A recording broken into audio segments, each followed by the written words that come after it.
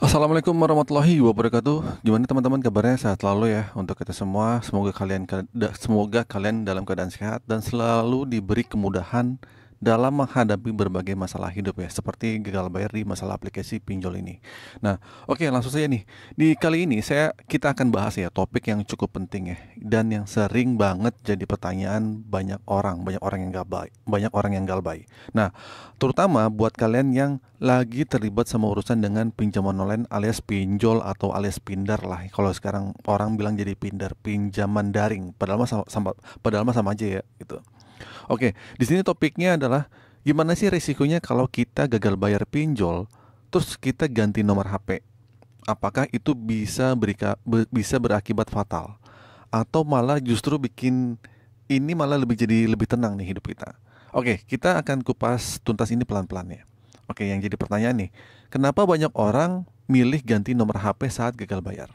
Oke, nah pertama-tama, mari kita pahamin dulu ya, kenapa banyak orang yang memutuskan untuk ganti nomor HP. Nah, setelah mereka telat bayar atau bahkan gagal bayar pinjol.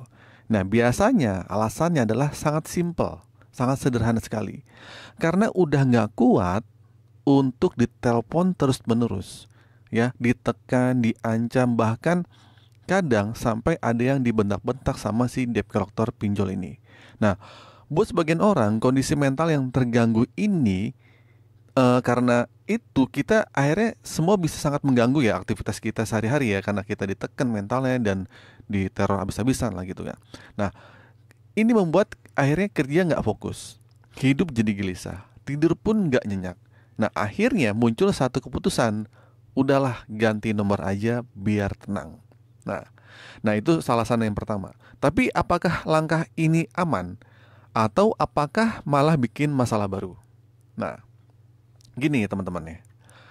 Yang jadi pertanyaan juga, apa tujuan pinjol marang kita ganti nomor? Mungkin ada desa pinjol yang jangan ganti nomor karena kalian itu akan terjerat pasal ini, kabur dari eh, tagihan perusahaan ataupun alasan lain. Nah, sebelum jawab itu, kita perlu tahu dahulu ya, kenapa sih pinjol itu kayaknya panik banget kalau kita ganti nomor? Jawabannya sangat sederhana, karena nomor HP adalah jalur utama mereka buat nagih utang ke kita. Nah, saat kalian ganti nomor, mereka jadi kehilangan akses, ya, kehilangan akses untuk terus memantau, menagih, dan memaksa kalian untuk bayar. Nah, makanya beberapa aplikasi pinjol itu suka kadang ngasih ancaman, kayak kalau ganti nomor, kamu tuh bisa ditindak hukum, kalian bisa ditindak hukum, atau yang lebih menyeramkan, kami akan proses secara pidana karena kabur dari kewajiban. Nah, karena sering banget kan orang diancam seperti itu. Nah, jadi gini teman-teman ya, kalian tuh mesti tenang. Kalimat-kalimat kayak gitu nggak semuanya benar. Banyaknya itu cuma strategi menakut-nakuti biar kalian tetap tidak biar kalian tetap bisa mereka hubungi, ya. Ingat ya, ganti nomor HP itu bukan tindakan pidana.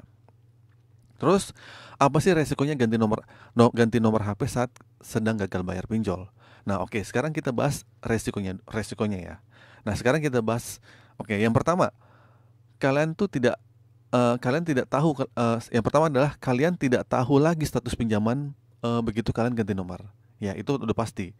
Nah, karena kalian kehilangan akses informasi langsung dari pihak pinjol. Nah, misalnya kalian nggak tahu apakah tagihan sudah dijual ke pihak ketiga, dialihkan pihak ketiga, apakah sedang diproses ke hukum perdata atau apalah, atau malah udah dihapus meskipun ini jarang banget ya gitu kan.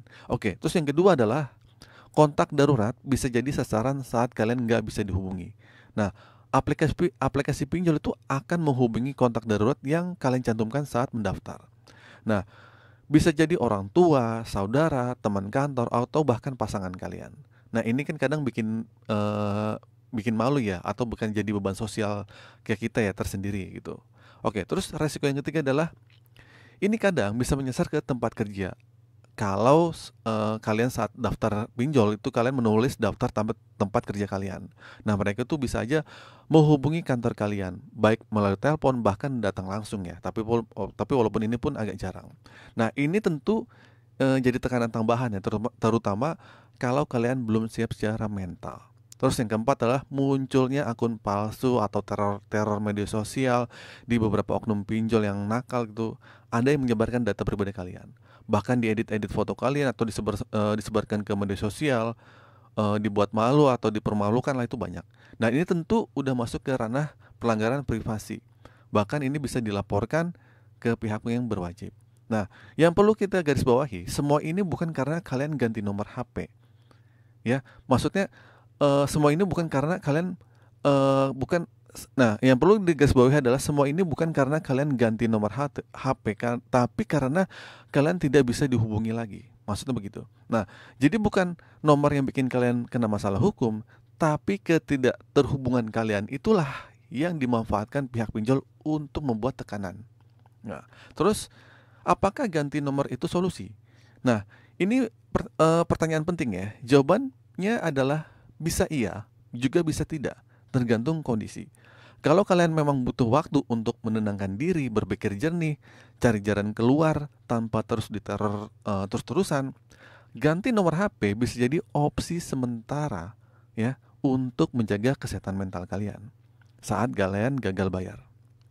Nah, tetapi tetap harus punya rencana yang jangka panjang juga nih. Jangan sampai kalian lepas tangan atau lepas tanggung jawab atau berpikir bodo amat lah, yang penting kalian sudah tenang atau agak sedikit tenang lah sekarang gitu kan.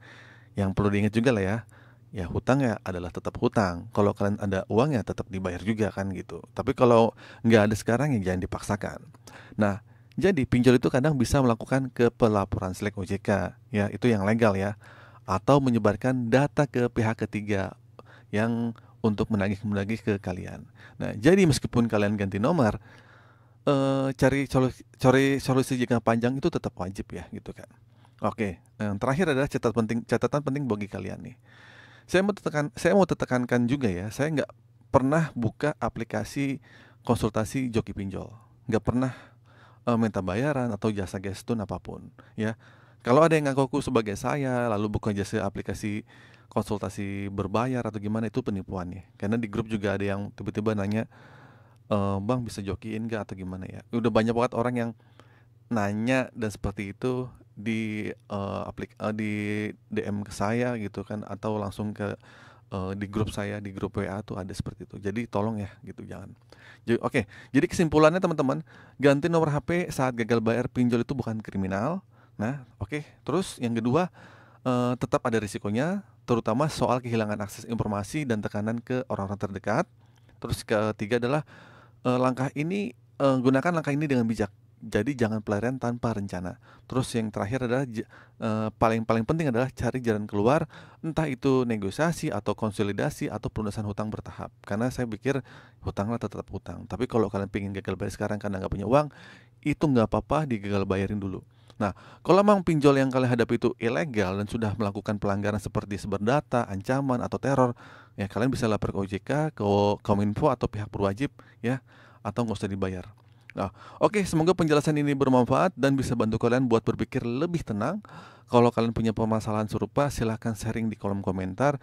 Siapa tahu mungkin saya bisa jawab atau bisa saya bantu. Terima kasih sudah menyimak video ini sampai habis. Assalamualaikum warahmatullahi wabarakatuh.